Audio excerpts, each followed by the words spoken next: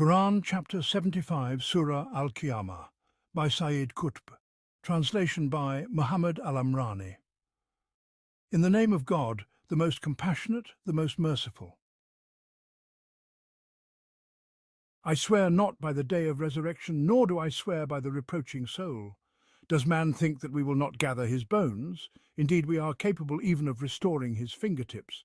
But man desires to continue in his transgression. He asks, when is the day of resurrection? So when the vision is dazzled, and the moon is eclipsed, and the sun and the moon are joined together. On that day man will cry, where is the escape? No, there is no refuge to your sustainer. That day is the place of rest. Man will be informed that day of what he sent ahead and what he left behind. But man will be a witness against himself even if he presents excuses. Move not your tongue with haste, seeking to preserve it.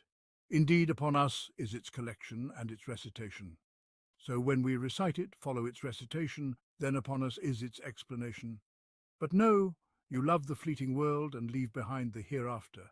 Faces that day will be radiant, gazing upon their sustainer, and faces that day will be gloomy, realizing that a crushing calamity is about to fall upon them. No, when the soul reaches the collarbones and it is said, who will cure him? And he realizes it is the time of parting, and the leg is wound around the leg, to your sustainer that day will be the procession. So he did not believe, nor did he pray, but he denied and turned away. Then he walked arrogantly back to his people. Woe to you, and more woe again, woe to you, and more woe. Does man think he will be left neglected? Was he not a drop of semen emitted? Then he became a clot, and God created and fashioned him, and made of him two mates, male and female. Is not that Creator able to bring the dead to life?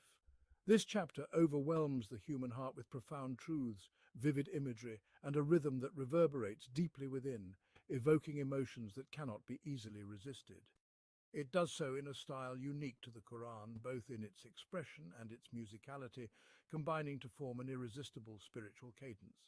It opens with two rhythmic oaths, one about the day of resurrection, the other about the self that reproaches itself, tying the fate of the soul to the ultimate reality of the day of judgment. From this opening until its conclusion, the surah intertwines the soul with the inevitability of the resurrection, creating a continuous poetic cycle that reflects the theme of the chapter, like a refrain to which every verse returns with precision and grace. Among the overwhelming truths this surah brings to the heart is the harsh and inescapable reality of death, a truth that faces every living being. No one can escape it, nor can anyone around them intervene to delay it. This stark confrontation with mortality strikes the rich and the poor, the strong and the weak, leaving all in the same helpless position. There is no shield, no plea, no postponement. It gives the impression of an unstoppable force from a higher realm, from which there is no escape, compelling submission to the divine will. This is the powerful rhythm of the surah when it declares, no! When the soul reaches the collarbones and it is said, who will cure him? And he realizes it is the time of parting, and the leg is wound around the leg, to your sustainer that day will be the procession. Another profound truth revealed in this surah is the creation of man's life from its very beginning, and how it points to the truth of resurrection. It reminds humanity of their humble origins and the careful, deliberate stages through which they are formed. This serves as irrefutable evidence of the Creator's power and design. Denying it leaves no room for doubt in the coming of a new creation after death. The surah strongly affirms this continuity, binding the beginning and end of life in a rhythmic flow. Does man think that we will not gather his bones? Then, in its closing, does man think he will be left neglected? Was he not a drop of semen emitted? Then he became a clot, and God created and fashioned him, and made of him two mates, male and female. Is not that Creator able to bring the dead to life? Among the powerful scenes that this surah vividly presents, shaking the very core of the human heart, is the depiction of the day of resurrection, the upheavals in the cosmos, the turmoil within the soul, and the sheer confusion as it grapples with the overwhelming events. In this scene, the magnitude of the day is reflected in both the vastness of the universe and the depths of the soul, as the human heart scurries about like a mouse trapped in a snare. This is in response to man's doubt and dismissal of the day of resurrection, his arrogant questioning born from a reckless persistence in sin. The reply comes with swift, sharp strokes. Nay, man desires to persist in his rebellion. He asks, when will be the day of resurrection? So when the sight is dazzled and the moon is eclipsed and the sun and the moon are joined together, man will say on that day, where is the escape? No, there is no refuge. To your sustainer on that day is the return. On that day, man will be informed of what he sent ahead and what he left behind. Nay, man is a witness against himself, even if he casts forth excuses. And then there is the contrasting scene, the scene of the believers tranquil in their trust in their sustainer, their hearts yearning to behold his noble face in the midst of the overwhelming terror. In contrast are those cut off from God, severed from hope, dreading the outcome of their past disbelief, sin, and rejection of the truth. This scene unfolds with such power and vitality as if it were taking place before one's eyes, a response to mankind's love for the fleeting pleasures of this world and their neglect of the hereafter. On that day, this is what will be. Nay, you love the fleeting life and forsake the hereafter. Faces on that day will be radiant, gazing upon their sustainer, and faces on that day will be darkened, knowing that a crushing calamity is about to befall them.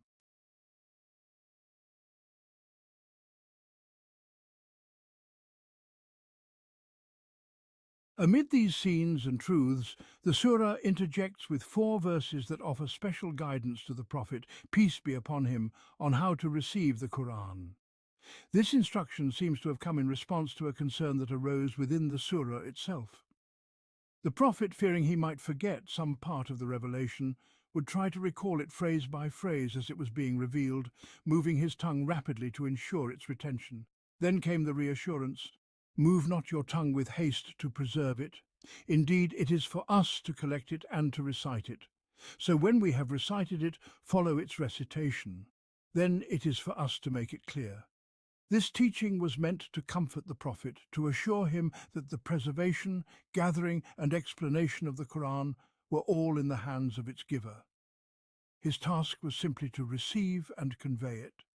He was to find peace in the certainty that the revelation would be engraved upon his heart, firm and unshakable. And so it was. In this way the heart feels encircled as it faces the surah. There is no escape, no fleeing from its truth.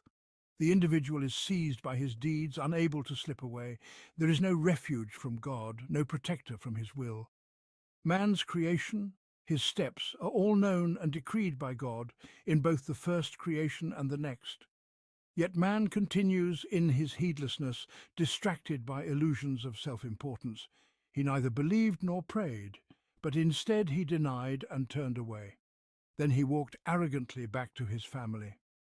As the surah unfolds with its onslaught of truths, emotions and spiritual insights, the listener hears the veiled threat repeated for emphasis, woe to you and more woe. Again, woe to you and more woe. The intensity of the warning cannot be ignored. Thus the surah addresses the stubbornness of the heart, its resistance, its indifference and its persistent recklessness. It impresses upon it the seriousness of the matters at hand, of the day of resurrection, the self and the life that is weighed with meticulous precision. Then the surah returns to the nature of the Qur'an itself, a revelation from the Almighty, whose every letter and word is guarded, free from any omission or alteration. The words of God reverberate through the universe, inscribed in the eternal register of existence and enshrined in this noble book. We have here explained the truths and scenes of the surah one by one for the sake of clarity, yet in the flow of the surah they come together in a seamless whole. The interplay between them, the way they address the heart with one aspect of truth only to return with another, is a hallmark of the Quranic style. It engages the human soul in a way no other style can. So let us approach this surah as it is in its unique Quranic sequence. I swear not by the day of resurrection, nor by the reproaching soul. Does man think that we will not gather his bones? Indeed, we are able to restore even his fingertips. Nay, man desires to continue in his transgression. He asks, When will be the day of resurrection? So when the sight is dazzled, and the moon is eclipsed, and the sun and the moon are joined together, man will say on that day, where is the escape? No, there is no refuge. To your sustainer on that day is the return. Man will be informed on that day of what he sent ahead and what he left behind. But man is a witness against himself, even if he offers excuses. The indirect nature of the oath, rather than a straightforward declaration, makes a deeper impression on the listener. It enhances the weight of the message as is intended by this unique style which appears in various places in the Qur'an. Through it, the reality of the day of resurrection and the nature of the reproaching soul are made manifest. The reality of the day of resurrection is addressed in various places throughout the surah. As for the reproaching soul, al-nafs al-lawama, the interpretations handed down from the early generations are diverse. Al-Hasan al-Basri said, "By God, the believer is always reproaching himself. What did I mean by my word? What was my intent with my meal? What did I desire with my innermost thoughts?" But the sinner proceeds without ever questioning himself. Al-Hasan also said, "There is no one in the heavens or on the earth who will not reproach himself on the day of resurrection." Ikrimah said, "It reproaches itself for both good and evil, saying, 'If only I had done such and such.'" Sayyid ibn Jubayr echoed this sentiment. Ibn Abbas described it as the reproaching, self-condemning soul. Others said it is the blameworthy soul, while Mujahid remarked, "It regrets what has passed and reproaches itself for it." Some, like Qatada, called it the sinful soul. Of all these interpretations, we find the one offered by Al-Hasan al-Basri to be the most fitting. By God, the believer is always reproaching himself. What did I mean by that word? What was my intent with that deed? What was my heart truly seeking? But the sinner moves forward without a moment's pause for self-reflection. This reproaching soul, ever vigilant, conscious, fearful, always in self-accounting, this is the soul beloved to God. So much so that it is mentioned alongside the day of resurrection. It stands in stark contrast to the corrupt soul, the soul of the one who desires to persist in sin and marches onward into transgression without care or caution. This is the soul that lies and turns away, walking back to its family in arrogant ease, unbothered by the weight of its actions, untouched by any sense of accountability. I swear not by the day of resurrection, nor by the reproaching soul. Here the surah affirms the certainty of the resurrection, though it abstains from invoking a direct oath. Instead, it alludes to it, introducing the subject with a stirring opening. Does man think that we will not gather his bones? Yes, indeed, we are able to perfectly restore even his fingertips.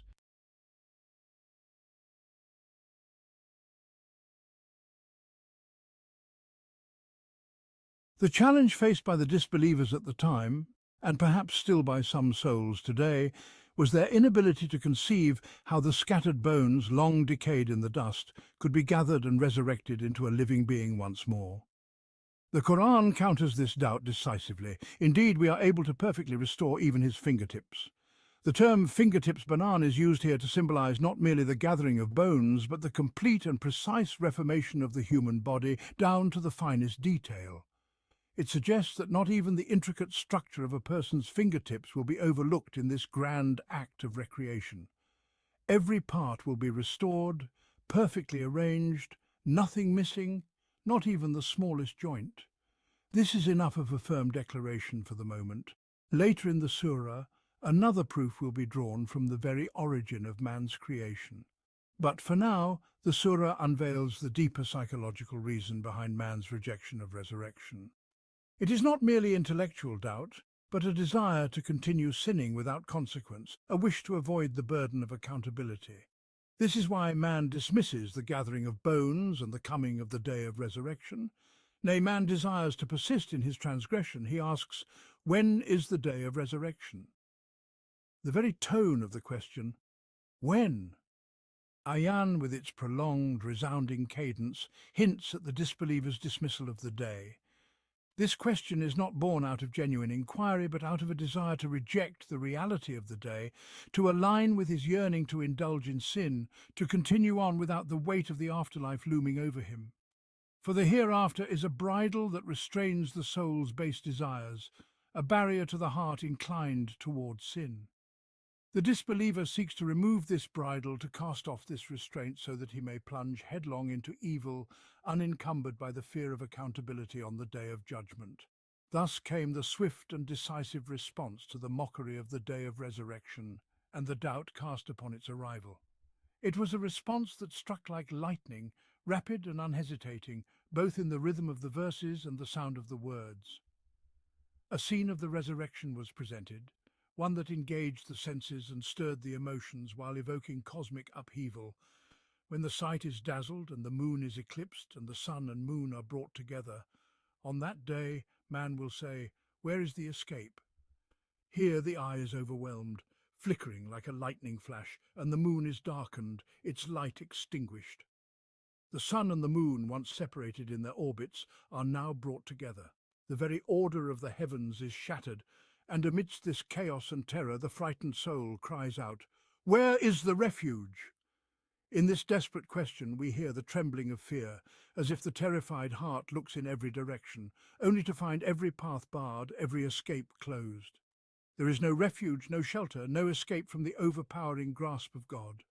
On that day there will be no sanctuary but with Him, no destination except the return to Him, for only with your Sustainer will you find your final abode. No, there is no refuge. To your Sustainer that day is the final return. And that unrestrained desire in man to indulge in sin, thinking he could escape accountability, will come to nothing. On that day, everything man has earned will be counted, and he will be reminded of what he had forgotten and confronted with the record of all his deeds. On that day, man will be informed of what he sent forth and what he left behind. All that he did in his lifetime will be laid bare, his actions, whether good or evil, and even the lasting impact of those actions after his death. For there are deeds whose effects continue beyond a person's life, to be added to his record when the time of reckoning comes. No matter what excuses man may offer for his behavior, none will be accepted, for he is entrusted with his own soul and responsible for guiding it toward the good and steering it away from harm. If he led it to destruction, he must bear the consequences, for his own self bears witness against him. Indeed, man is a witness against himself, even if he offers excuses. It is striking how everything here is brief and rapid, the phrases, the pauses, the rhythm, the images flashing before the mind's eye, mirroring the speed with which judgment is passed on that day. The scene is painted in swift, broad strokes, for it is a reply to those who belittled the day of reckoning, treating it as a distant, unlikely event. Then follow the 4 verses specifically directed at the prophet, peace be upon him, regarding the reception of the divine revelation. Do not move your tongue with it to hasten its collection. Indeed, upon us is its collection and recitation. So when we recite it, follow its recitation. Then upon us is its clarification. As we mentioned earlier, these verses convey an assurance that God Himself has taken full responsibility for this Qur'an, for its revelation, its preservation, and its clarification. It is entirely entrusted to Him, and the prophet's task is solely to receive it and deliver it. The prophet's eagerness, his deep concern to retain every word of the revelation, is a reflection of his sincerity and his solemn sense of duty. He feared that he might forget a phrase or a word, and so he would follow Jibril closely as he recited, repeating the verses word for word to ensure that nothing escaped him. Recording this moment in the Qur'an has profound significance, reinforcing the message that God has guaranteed the protection and integrity of His revelation. The surah then resumes its vivid portrayal of the day of resurrection, reminding people of the truth of their own souls, their obsession with the fleeting pleasures of this world, and their neglect of the hereafter. It confronts them with their eventual fate, painting a powerful and evocative scene. No, but you love the fleeting world and neglect the hereafter. Some faces that day will be radiant, gazing upon their Sustainer, and some faces that day will be contorted with misery, expecting some calamity to befall them.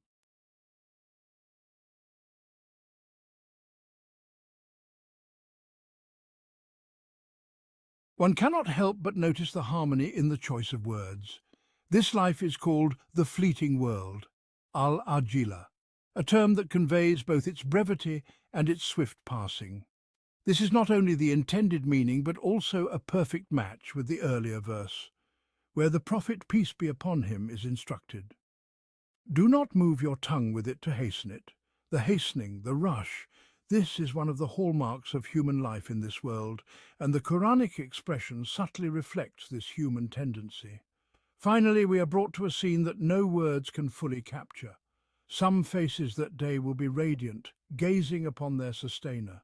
This verse gestures toward a state that transcends both words and comprehension.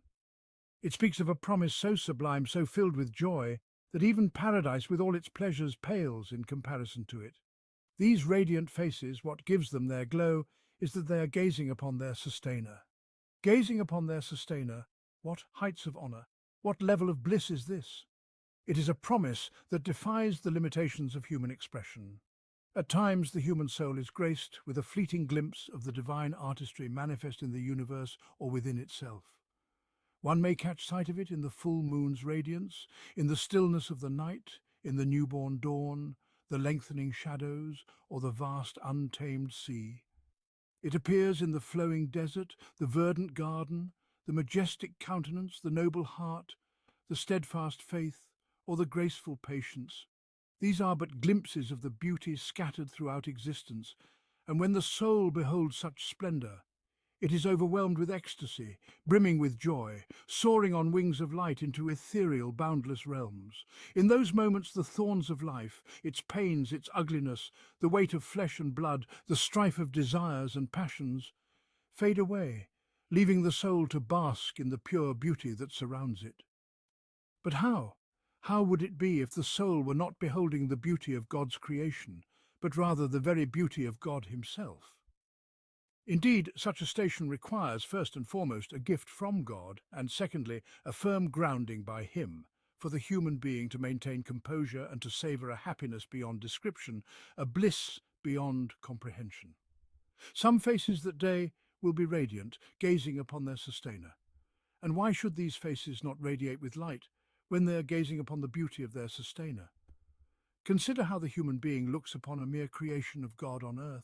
A beautiful countenance, a tender blossom, a fluttering wing, a noble spirit, or a gracious deed, and his heart overflows with joy, his face illuminated with light and freshness. So what of the state of those gazing upon the beauty of perfection itself, free from all the distractions that mar the joy of beholding beauty?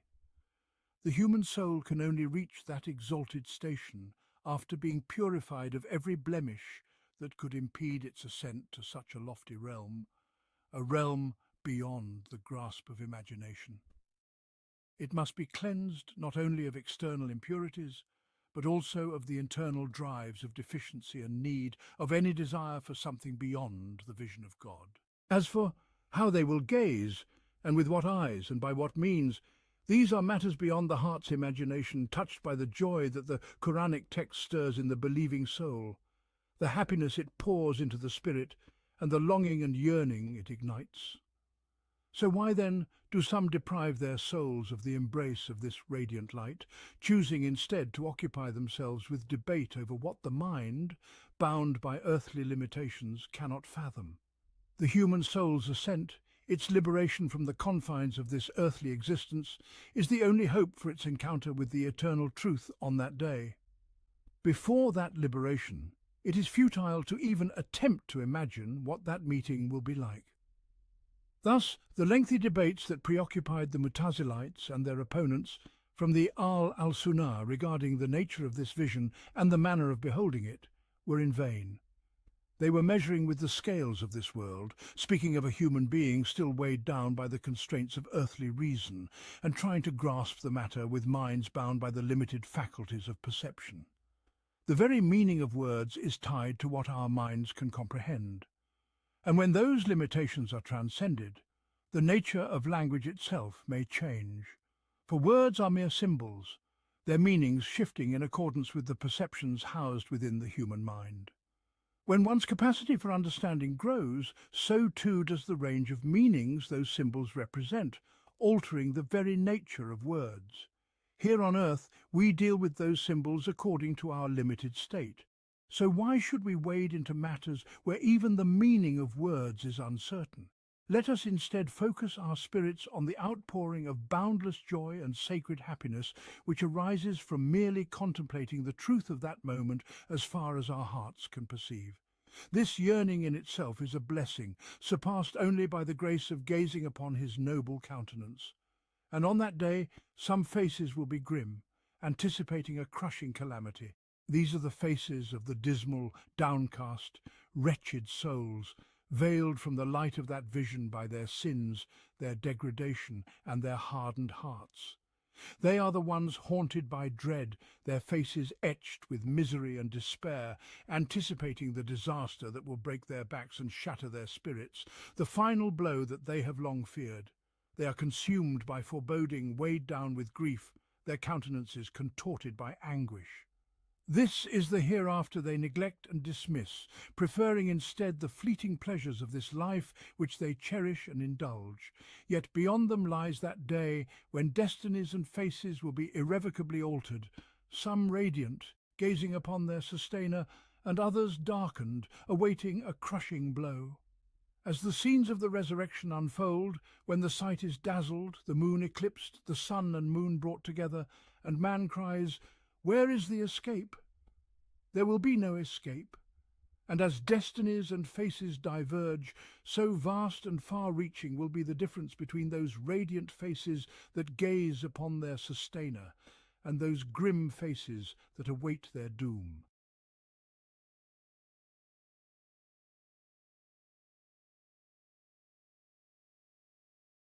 The power of these scenes lies not only in the truth they convey, but also in the strength of the Quranic expression that breathes life into them, making them real and immediate. Yet after presenting such grand scenes, the Surah draws nearer and nearer, touching the hearts of its listeners with a scene that is ever present, ever recurring, a moment so weighty and clear that it confronts them on this very earth, in every passing moment. It is the scene of death, the inevitable end of every living soul from which no one can escape, neither for themselves nor for others. Death that parts, loved ones moving forward without pause, without a glance back, unaffected by the cries of the distressed, the sorrow of the departing, the longing of the desiring, or the fears of the frightened. Death that fells the mighty with the same ease as it does the weak, subduing tyrants as effortlessly as it subdues the oppressed. Death against which humanity has no power, and yet they rarely contemplate the overwhelming force that brings it forth. No, when the soul reaches the collarbone and it is said, "Who can heal?" and the certainty of separation comes and the leg is wound around the leg, unto your sustainer on that day will be the driving. It is the scene of the final breath, as the Quranic text brings it vividly before their eyes, as though it emerges from the words, like a painting brought to life by the strokes of a master's brush.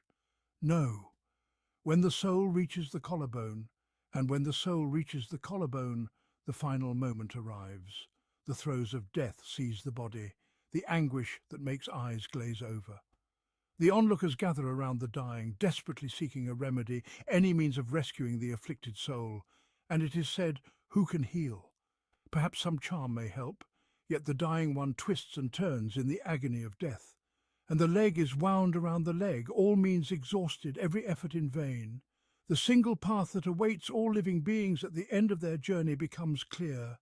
Unto your sustainer on that day will be the driving. The scene seems to move and speak. Every verse captures emotion, each phrase paints a glimpse. The state of dying is portrayed alongside the panic, the confusion, the yearning, and the confrontation with that harsh, bitter truth from which there is no escape, no turning back. Then the inevitable end emerges. Unto your sustainer on that day will be the driving. And the curtain falls on this tragic scene, leaving its image imprinted on the mind, its impact heavy on the heart, casting a sombre, silent awe over everything. In contrast to this desperate, grim reality, the Qur'an presents another image of those heedless and dismissive who neither prepare with deeds nor obedience. Instead, they indulge in sin and turn away in playful arrogance, flaunting their disobedience and defiance. He neither believed nor prayed, but rather he denied and turned away. Then he went to his people, swaggering. It is said that these verses were revealed regarding a particular individual, Abu Jahl, Amr ibn Hisham, who would sometimes come to hear the Prophet, peace be upon him, recite the Qur'an. Yet, after listening, he neither believed nor obeyed. Instead, he would insult the Prophet, obstruct the path of God, and then leave, strutting with pride over his misdeeds, as if he had accomplished something of note. The Quranic expression mocks him, ridiculing his arrogance, as it paints the image of his swagger, strutting along, puffing out his chest in a manner that is as heavy and repulsive as it is absurd. And how many Abu Jahls have there been throughout the history of the call to God? Those who listen and turn away, who excel in blocking the path of God, in harming the messengers, in scheming evil, and then walk away in pride, boasting of the harm they have caused, the corruption they have spread on earth, and the ways they have obstructed God's path, thinking themselves untouchable. Yet the Qur'an confronts this evil arrogance with a stark warning. Woe to you, then woe, again woe to you, then woe. This expression carries with it a grave threat, and the Prophet, peace be upon him, once seized Abu Jahl by the collar, shaking him as he repeated these very words to him, woe to you, then woe, again woe to you, then woe. To which the enemy of God replied, do you threaten me, O Muhammad? Neither you nor your sustainer can do anything to me. Am I not the most honoured of those who walk between these mountains? Yet God took him at Badr by the hands of the believers with Muhammad, peace be upon him, and by the sustainer of Muhammad, the all-powerful, the all-sublime. Just as he seized Pharaoh before him, who had proclaimed to his people, I know of no God for you other than myself, and had boasted, do I not have the kingdom of Egypt, and these rivers flow beneath me? Yet God took him as well. And how many Abu Jahls there have been in the history of divine calls, men who pride themselves on their tribes, their power and their authority, imagining these to be something substantial, all the while forgetting God and his inevitable grip, until he seizes them more insignificantly than a mosquito, more contemptibly than a fly. It is only a matter of time, the appointed hour, which neither advances nor delays by even a moment. In the end, the Qur'an touches hearts with yet another undeniable truth, one that is deeply embedded in their daily lives, pointing to God's design and precise planning for human existence. This truth also hints at the reality of the afterlife, which they vehemently deny, yet cannot escape nor dismiss its implications. Does man think that he will be left aimless? Was he not a drop of fluid emitted? Then he became a clot, and God created and shaped him, making from him both male and female. Is he then not able to give life to the dead?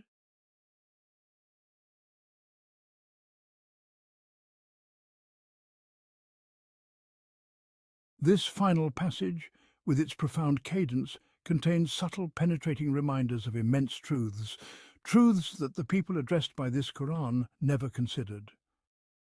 The first of these reminders points to the precision and planning in human life. Does man think that he will be left aimless? To them, life was but a series of movements without purpose, without cause or goal, wombs that push forth and graves that swallow. Between these two, life was nothing but play and amusement, vanity and pride, a fleeting enjoyment much like that of animals. The idea that there might be a greater order behind it all, a purpose beyond mere existence, a wise design that guides humanity's journey towards a predestined end, a journey that will culminate in judgment and recompense, that idea was far from the minds and hearts of the people of that time. What sets humanity apart from the beasts is its awareness of time's continuity, of events linked to purpose and ends. It is the sense that life has meaning, that existence itself has meaning. The ascent of humanity through the ladder of human dignity follows the growth of this awareness as it deepens its understanding of the natural order and how events and moments are tied together by this divine law. Man does not live moment by moment, incident by incident. Rather, he comes to perceive time and space, past, present and future, all intertwined. He begins to see that all this is connected to a greater existence, governed by divine laws, all linked to a higher will, a creator who does not create in vain nor leave his creation without purpose. This is the grand vision to which the Qur'an raised humanity from that distant age, a remarkable leap compared to the prevailing views of the time, and even now it stands as an extraordinary advance over many philosophical systems, ancient and modern. The Qur'an's touch here, does man think that he will be left aimless, is one of those profound strokes designed to awaken the human heart, to make it reflect on the connections, purposes and causes that bind its existence to the larger existence of the universe, and to the divine will that governs it all. Without complexity or obscurity, the Quran offers simple, tangible evidence that man will not be left aimless. It points to the evidence of man's very creation. Was he not a drop of fluid emitted? Then he became a clot, and God created and shaped him, making from him both male and female. What is man? From what was he created? How did he come into being? How did he complete this immense journey to arrive at this world?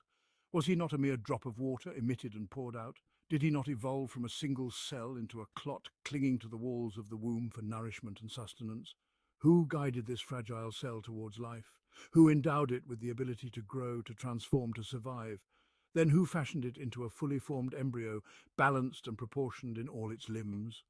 The human body, composed of billions of living cells, began from the union of just one sperm with one egg. The journey from that single cell to a fully formed infant is far more complex than the journey from birth to death. The changes that occur within the womb are far more profound and far-reaching than anything a person encounters in life after birth. So who guided this long and intricate journey while the being was but a small, fragile creature, devoid of intellect, understanding, or experience? And in the end, who is it that from a single cell brought forth both male and female? What will of this cell determined it to become male? What guided that one to become female? Or who among men can claim that he intervened and directed their steps within the veils of the womb toward this outcome? There is no escaping the sense of that gentle, guiding hand which led the humble drop of fluid through its long journey, finally bringing it to this destined end, fashioning from it both male and female. In the face of this undeniable truth, which imposes itself upon human perception, comes the encompassing rhythm of the ultimate question posed by the Surah. Is he not then able to give life to the dead? Indeed, glorified is he. Verily, he is able to resurrect the dead. Indeed, glorified is he. He is surely capable of bringing forth the second creation. Indeed, glorified is he. For what else can man do but bow in reverence before this truth that commands itself so powerfully upon the soul? And thus the Surah concludes with this resounding, decisive and profound cadence, a rhythm that fills the heart, overflowing with the truth of human existence and the divine planning and wisdom that lie beyond it.